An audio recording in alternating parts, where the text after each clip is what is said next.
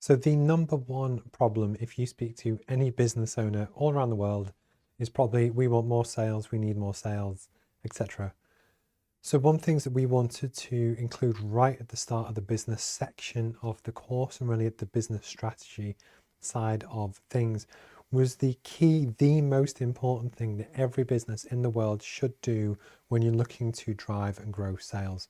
Because of its importance, we put this right at the start. We didn't leave this to the sales modules in a few modules time. We wanted to bring this right to the front because it's really important.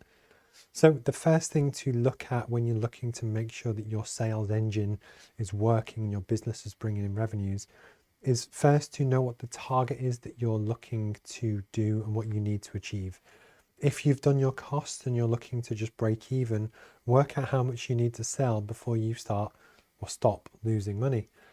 If your target is £1 million, and we have an example in the book, what we then look to do is work backwards to work out actually what is your average sale, how much profit do you make on an average sale, and then actually work through your pipeline to figure out, well, actually, when I do my sales approaches, how many phone calls do I actually need to make before I get a meeting? And how many meetings do I need to have before someone actually buys? And the reason why this is really important is that for any business, it's all about the lead actions. So that if you know that you need to do $1 million in revenue to survive, otherwise you go bust, everyone loses their job. You might work out that your average revenue per, I'm going to keep this easy on the maths, your average revenue per sale is $100,000.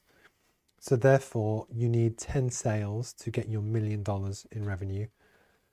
But then actually you only convert 1 in 3 meetings. So therefore you need 30 meetings over the course of a year to win through and get your 10 contracts. But actually to get a meeting, you might need to do 3 to 10 phone calls to actually get a meeting with a client.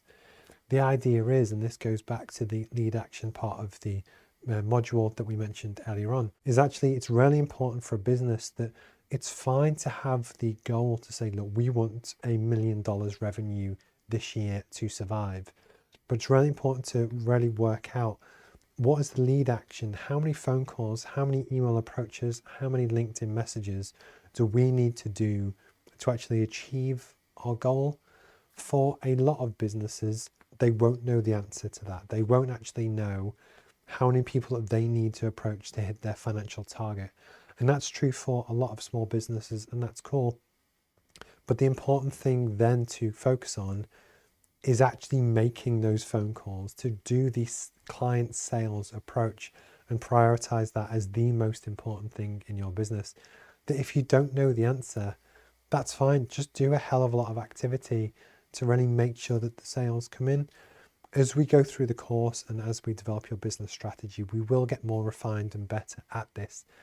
But for most businesses, especially small businesses, having a conscious control on your sales pipeline and the amount of activity and work that needs to go into it gives control back to you and the business to really help you achieve your target.